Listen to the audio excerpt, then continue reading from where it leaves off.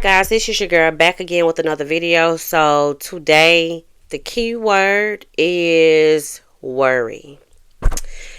And it's crazy because these conversations always come up. Okay, I was talking to my mom today, and actually I spoke to her yesterday, and the conversation kind of just spilled over into today.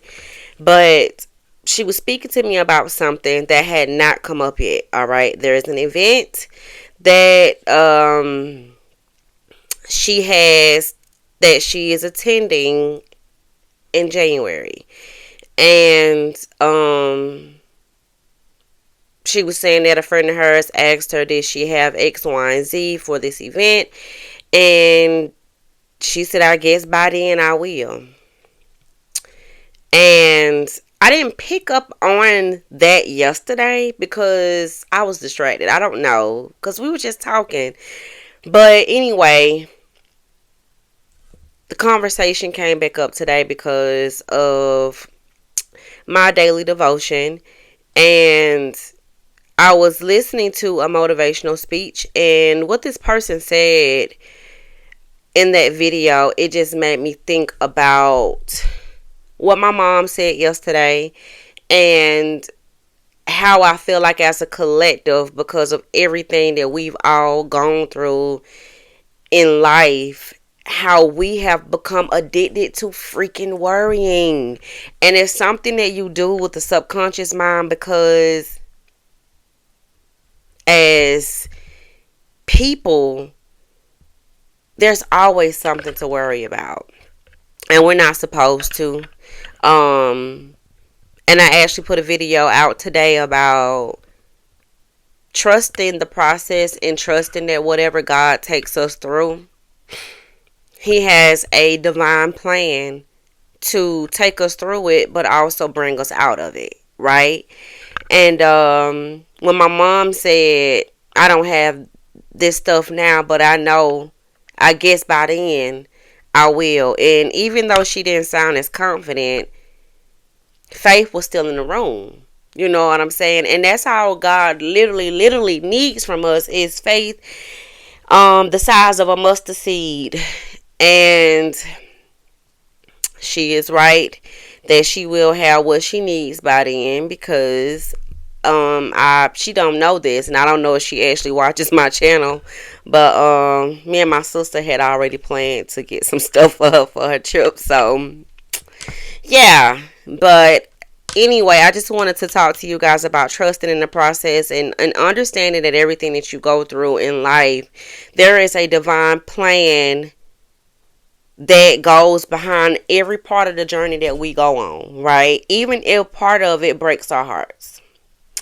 I think that heartbreak is something that we all struggle with when it comes down to just losses, period, whether that's losing a family member or a long-term relationship or a job, or anything that we hold dear to our hearts.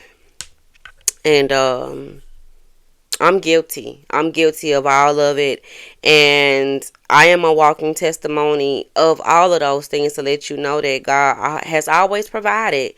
I lost a child in 2016. And I think that was probably one of the very, very, very first times that I just didn't understand. That was my first kid. And what's so crazy is, y'all, the whole time I worried about losing the child. I worried about losing the child. And I don't know if it was just something that I felt, or that was just God trying to show me then that you're worrying more about the loss instead of enjoying the fact that you've conceived. And that was a tough time for my family. And we got through that. We got through that, or whatever the case may be. And then that was in 2016. And I ended up having my daughter in 2019. And I feel like at that point I did feel like, God, I don't know what you're doing, but I guess this is just what it is. You know what I mean? And but he came back around. You know, he blessed me with my daughter. She's 5, going on 50, right? But she'll be 6 next year. It's been a blessing. And even though my son is not here, here in this realm, you know, he's still my son. You know, so that's one of those things. And I still got a chance to become a mom, and that's something that I did dream of becoming. And I had to also understand that God wasn't telling me no, he was just telling me not right now, which is usually what goes on for a lot of us. You know what I'm saying? We like to put time frames on things. And I was actually talking to a friend of mine, and y'all, I used to be like a time frame type of person, but I don't do that anymore because it's an illusion. There is no time frame on anything, and you for certainly can't tell God when to bless you with something. That's something that he does on his own time, on in divine timing, when he feels like you are ready to receive what you ask for. And she was telling me that my biological clock is ticking. You know what I'm saying? It's ticking, tick, tick, tick, tick, tick. And I'm just like, what does that even mean? And it's because she's gotten to a certain age, and I should be married by now, right? But says who? And I had to let her know that marriage is something that's something that's very sacred.